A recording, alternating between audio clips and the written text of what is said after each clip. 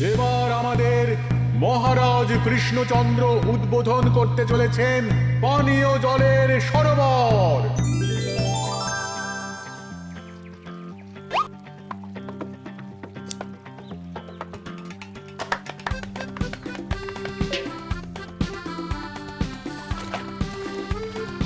এই নাও রানী, আজ এই জলে রাজবাড়ির রান্না হবে।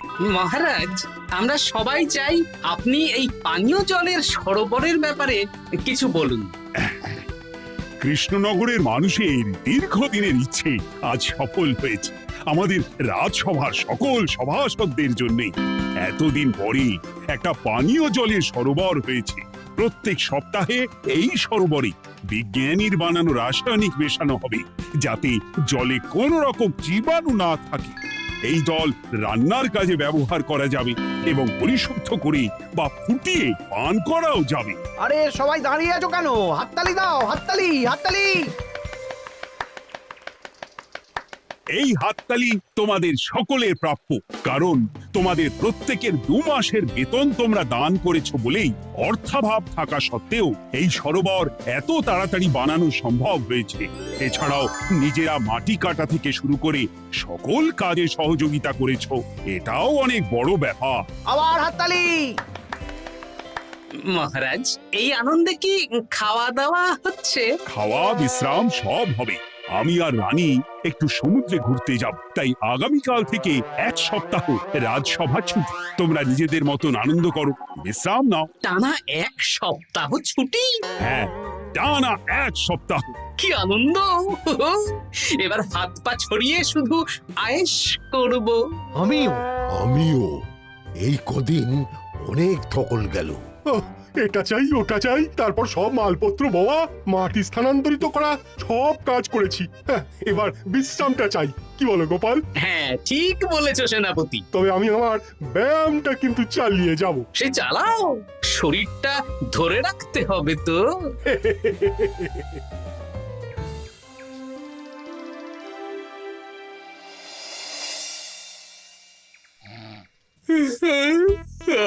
বলি এত ঘুম তো ভালো নয় গো, একটু ব্যায়ামও তো করতে পারো, বুড়িটা একটু কম তো। কি হবে গিন্নি, সুস্থ শরীরকে ব্যস্ত করে এই বেশ ভালো আছি, সুখে আছি। একটু শরবত করে দাও তো। নিজেও তো করে নিতে পারো। আচ্ছা, গিন্নি মানে কি? কি? গৃহিণী, অর্থাৎ যে গৃহের কাজ করবে। আমি যদি ঘরের কাজ করতাম তাহলে তুমি আমাকে গিন্নি বলে ডাকতে। ব্যাপারটা কি ভালো শোনা তো? শরবতটা বানাও দেখি। লোকটার যেন আর তর্স হয় না।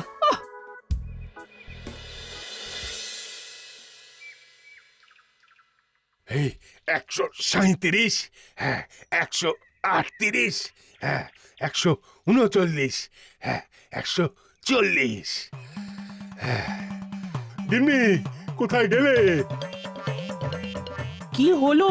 তোমাকে সেই কখন বলেছি ডিম সেদ্ধ করে দিতে, করেছো? আরে বাবা, সকালে জামা কাপড়গুলো কেচেছিলাম, এখন ভাঁজ করে গুছিয়ে রাখছি। ওসব সেদ্ধ পরে হবে। পরে হলে চলবে না, ওটাই আমার নিয়ম। উঠবোস করে 4টে ডিম সেদ্ধ আর মুগুর ভেজে 4টে কাঁঠালি কলা। নিজে সেদ্ধ করে নাও, আমি পারলাম না। তুমি যে কাজটা করছো সেটা রেখে আমার ডিমটা আগে সেদ্ধ করো। আমি 250টা উঠবোস শেষ করেই খাবো। 141, হ্যাঁ 142।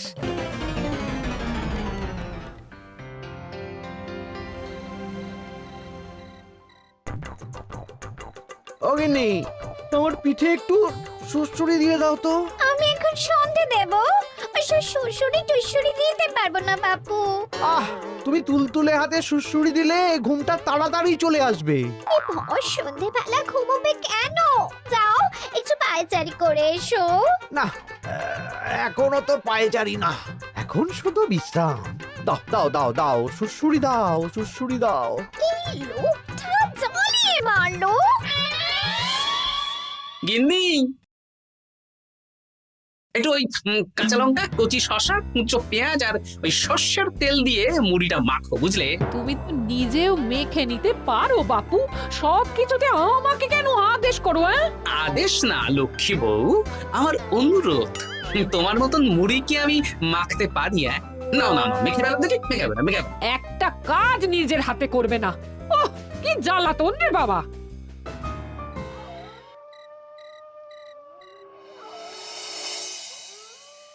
তরকারিটায় নুন একটু কম হয়েছে, বুঝলে গিন্নি? একটু ওই নুনটা দাও তো। এই সামান্য ব্যাপারে এত রাগ করার কি আছে?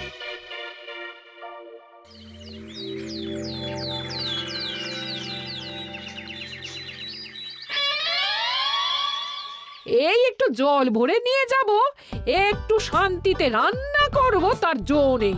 কর্তা বাড়িতে আছে, আমার হাড় মাস জ্বালিয়ে দেবে। আমার দুঃখের কথা আর কি বলি দিদি ভাই, সারা দিন এটা ওটা বায়না তো ছিলই, কিন্তু এখন ছুটি পাওয়ার পর থেকে যেন বায়না বেড়ে গেছে। আমার কর্তা তো এমনিতেই আরাম প্রিয়, এখন দেখছি ঘর থেকে বেরোতেই চাইছেন না।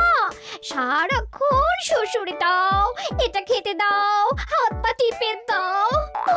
আর যদি না কথা শুনে উল্টে বলি নিজে করে নাও, তাহলে এই বাবুর গোসা হয়। যদি অভয় দেন তাহলে ছোট মুখে একটা বড় কথা বলবো। বলো বলো। আপনারা একটা কাজ করতে পারেন, যখনই আপনাদের কর্তারা আপনাদের কিছু একটা কাজ করতে বলবেন তখনই বলে মুখ ঘুরিয়ে নেবেন, দেখবেন তারপর সেই কাজ নিজেই করে নিচ্ছে। কিন্তু এতে যদি রাগ করে? রাগ করে আর করবেটা কি, সেই তো দিনের শেষে নিজের ঘরে নিজেকেই ফিরতে হবে। বরং আপনাদের এড়িয়ে যাওয়া দেখে ভাববে আপনারা হয়তো রেগে আছেন, তেতে আছেন, সেই ভয়ে নিজেরাই নিজেদের কাজ করে নেবে। ঠিক বলেছো বুচির মা, সোজা আঙুলে ঘি না উঠলে আঙুল বেঁকিয়ে ঘি বের করতে হয়, না হলে ঘিয়ের বোতলে তাপ দিতে হয়। ঠিক বলেছো, তোমার এই বুদ্ধিটা বেশ ভালোই দিয়েছো। আমিও আজকে থেকে এই পদ্ধতিটাই অনুসরণ করব। বেশি কথা বললেই ভাবে বেশি পাত্তা দিচ্ছি, নিজের ওজন ধরে রাখতে হবে। যাতে স্ত্রীদের তপে স্বামীরা কাঁপে। এবার সব কাজ নিজেরাই করবে, আর আমরা শুধু রান্না করে খালাস। করবে মানে করতে বাধ্য হবে।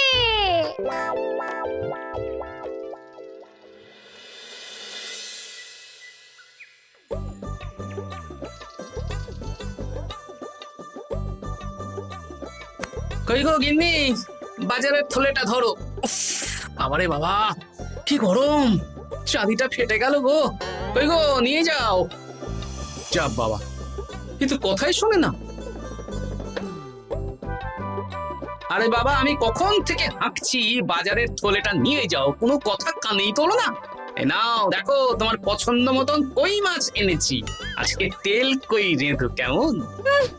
ওর কি, আমি স্নানে গেলাম, ভালো করে কষিয়ে রান্না কর, হ্যাঁ, দুপুরে পেট ভরে খাবো। হ্যাঁ, এই তোমায় কি হুহু রোগে পেয়েছি নাকি? হ্যাঁ, যাই বলি তাতেই একটাই উত্তর, হুহু।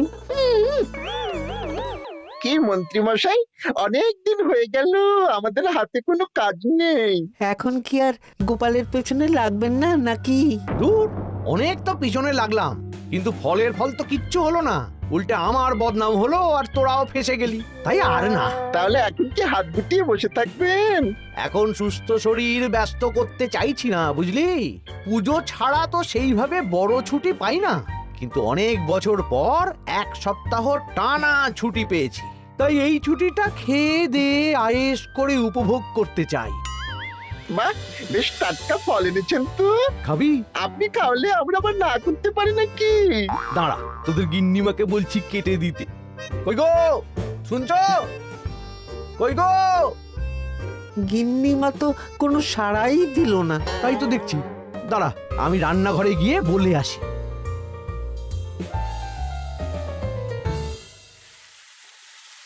কই গো, শুনছো? বটা ঘটাকে কয়েকটা ফল কেটে দাও না, বেচারাগুলো খেতে চেয়েছে। আবার কি, না হয় তরকারিটা হয়ে গেলে কেটে দিও। এ তো মহা মুশকিল। দূর বাবা। কি বললেন গিন্নিমা? মানে মানে বলে মুখ ঘুরিয়ে নিল। হয়তো উনি ব্যস্ত আছেন, সেটা কোনো ব্যাপার না।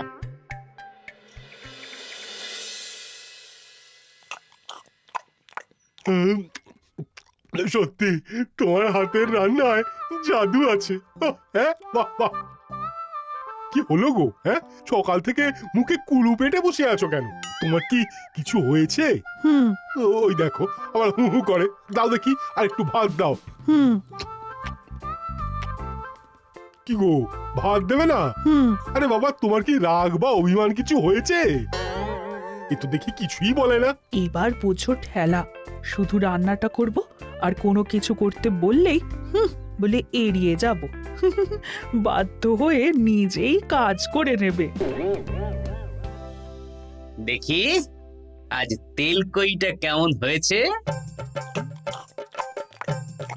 আহা, এই তুমিও খেতে বসে পড়ো গিন্নি। বাহ, দারুণ হয়েছে গিন্নি। একটু এই, ঝাল হয়েছে কিন্তু ভালো লাগে বুঝলে। কি গো, আমি তো একাই বোকার মতন কথা বলে যাচ্ছি। এই তোমার কি হয়েছে বলো তো?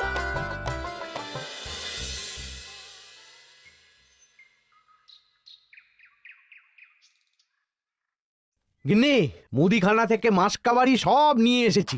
এবার জায়গার জিনিস জায়গায় ভরে ফেলো তো। কি হলো গো, ভরবে না? কি গো, রাগ করেছো আমার ওপর? নিচে নিচে ভরো ভরো নিচে।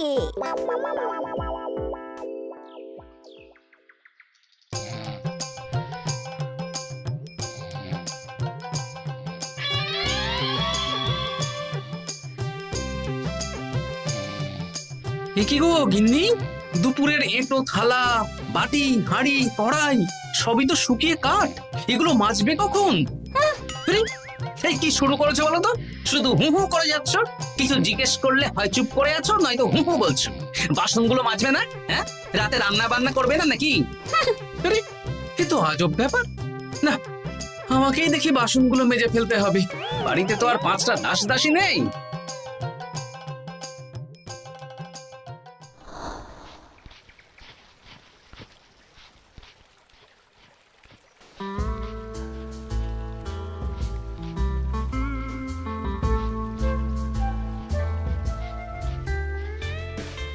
এ কি দাদু, তুমি বাসন মাজছো? কি আর করবো, তোদের দিদার রোগ হয়েছে। কি রোগ হয়েছে দাদু? হুহু রোগ হয়েছে, হুহু রোগ। সেটা আবার কি? আমি কিছু জিজ্ঞেস করলেই হয় চুপ করে আছে, নয়তো হু হু করছে।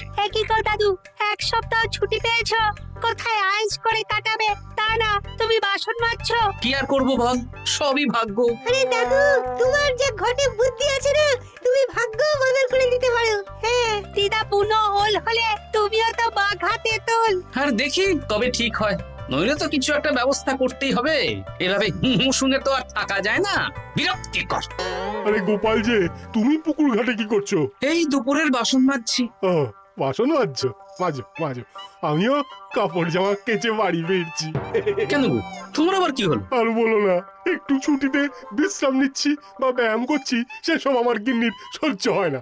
কিছু করতে বললেই হু হু করছে। তোমার গিন্নিও হু হু করছে? শুধু আমার না গো গোপাল, মন্ত্রীমশাই আর রাজবৈদ্যের গিন্নিও। এদের কি একসাথে ছোঁয়াচে হু হু রোগে পেয়েছে নাকি? হ্যাঁ, তাই তো মনে হচ্ছে সবার গিন্নি শুধু রান্না করছে আর কিচ্ছু কুটো নেড়ে দুটো করছে না। হ্যাঁ, আচ্ছা বুঝেছি, আমরা যে বিশ্রামে আছি সেটা এদের সহ্য হচ্ছে না। কি করা যায় বলো তো? আমাদের বউ যখন কাজ করছে না, তখন নতুন বউ আনতে হবে, মানে আবার বিয়ে করতে হবে। কি যাতা কথা বলছো গোপাল? মানে ব্যাপারটা হলো গিয়ে,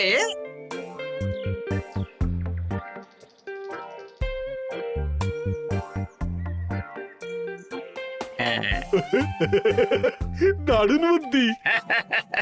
তুমি এক কাজ করো, মন্ত্রী মশাই আর রাজবৈদ্যকে এই বুদ্ধির ব্যাপারটা জানিয়ে দাও, আর কাল বিকেল বেলা থেকে আমাদেরও হুহু রোগ শুরু হবে। কেমন? বেশ বেশ।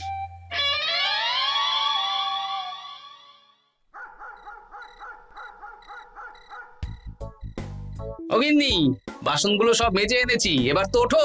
রাতে রান্না করবে তো? এই তো ওষুধে কাজ দিয়েছে। এভাবেই খাটাবো, ছুটিতে বাড়ি বসে পায়ের ওপর পা তুলে খাওয়া বের করে দেবো, বের করে দেবো। হ্যাঁ, তুমি মনে মনে কি ভাবছো আমি ঠিক বুঝতে পারছি। সারা বছর খাটাখাটনির পর আমার 1 সপ্তাহ ছুটির সুখ তুমি চোখে দেখতে পারছো না। কাল খেলা ঘুরে যাবে।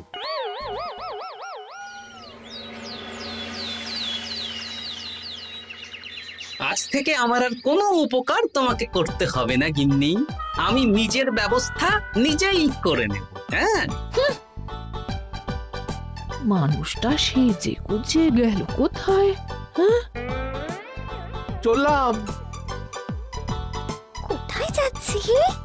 গলায় মালা, এত সাজগোজ, কি ব্যাপার? বাবারে বাবা, আতরের গন্ধে ঘরটা ম ম করছে। এলাম। হুম।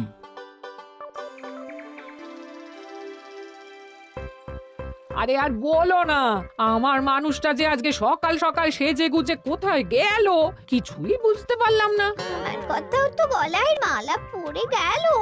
আমার কর্তা তো রজনীগন্ধা ফুলের আতর মাখছিল। কোথাও কি কোনো নিমন্ত্রণ আছে নাকি? কিছুই তো বুঝতে পারছি না। আমাদের এই হু হু ওষুধে বেশ কাজ দিয়েছে, কি বলেন? হ্যাঁ, হ্যাঁ, এখন আর বেশি বায়না করছে না। একবার হুক করেছে আর নিজেই সেই কাজ করে নিচ্ছে। আমি শুধু রান্নাটুকু করি, বাকি সব কাজ ওকে দিয়ে করাচ্ছি। কিচ্ছু বলতে হচ্ছে না, বাধ্য হয়ে করছে। আমিও তাই। আজকে তো ভেবেছি খাবার ঢেকে রাখবো, নিজে বেড়ে নিয়ে খাবে। বায়না একেবারে গুছিয়ে দেবো। হ্যাঁ,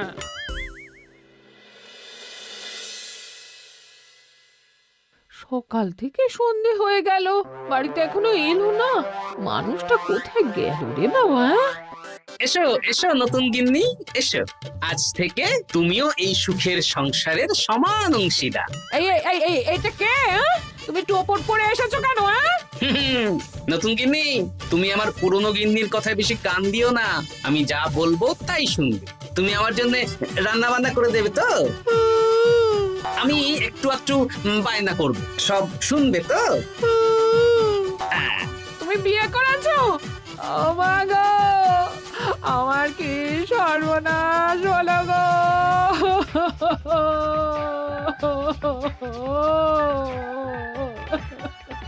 চলো নতুন বউ, মোড়ের মাথায় গরুর গাড়ি দাঁড়িয়ে আছে, চলো চলো চলো। ওগো, তুমি এরকম করো না, আমি আর বাঁচবো না। কেন এত কষ্ট দিচ্ছ? সামান্য হু করার জন্য আরেকটা বিয়ে করলে? আমাকে পিঠে সুড়সুড়ি দিয়ে দেবে তো গো নতুন বউ? এটা কে? এ কি হলো? আমার বন্ধু বান্ধবরা এলে তাদের একটু ফল জলখাবারের ব্যবস্থা সব তুমি করবে তো? ও মা গো, এ কি সর্বনাশ হলো আমার! এই আমার সাথে এটা করতে পারলে? আমি কি অপরাধ করেছি? দেখো, ঘরের কাজ আর আমার একটু একটু বায়না, এগুলোই তোমাকে সামলাতে হবে, বুঝলে? তাহলেই তোমাকে রানী করে রাখবো, কেমন? এই, এটা কে? আমি বেঁচে থাকতে তুমি আবার বিয়ে করলে? ওর কথা শুনো না, তুমি আমার দুয়ো রানী। এ তো দেখছি বড্ড কান্নাকাটি করছে। চলো দুয়ো রানী, আমরা কদিন একটু ঘুরে আসি। চলো, এখনই যাব। না না না, আরে ওর কথা শুনো না, আমরা ঘুরবো। মোড়ের মাথায় গরুর গাড়ি দাঁড়িয়ে আছে, চলো চলো।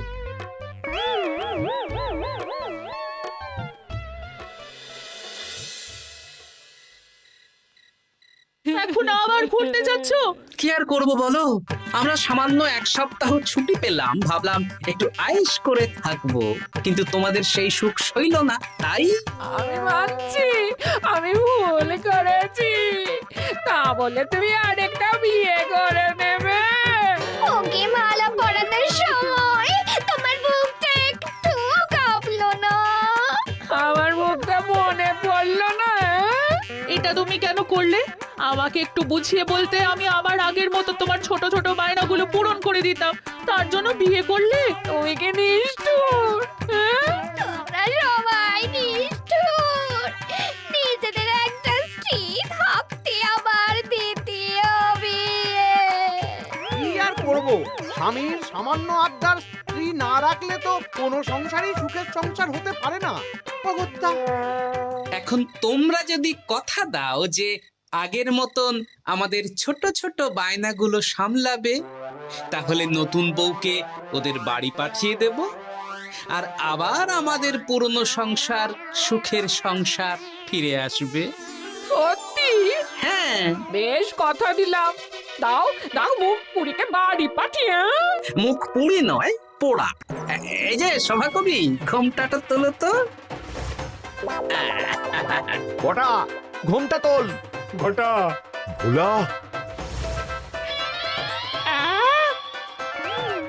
তার মানে তোমরা কেউ বিয়ে করোনি? না, তোমাদেরকে পথে আনার জন্য একটা ছোট্ট বিয়ের অভিনয় করলাম। আচ্ছা, এবার তো অভিনয় বুঝে গেলাম। এবার যদি তোমাদের বায়না না রাখি, তাহলে সত্যি সত্যি আমাদের বিয়ে করতে হবে। নয়, হ্যাঁ।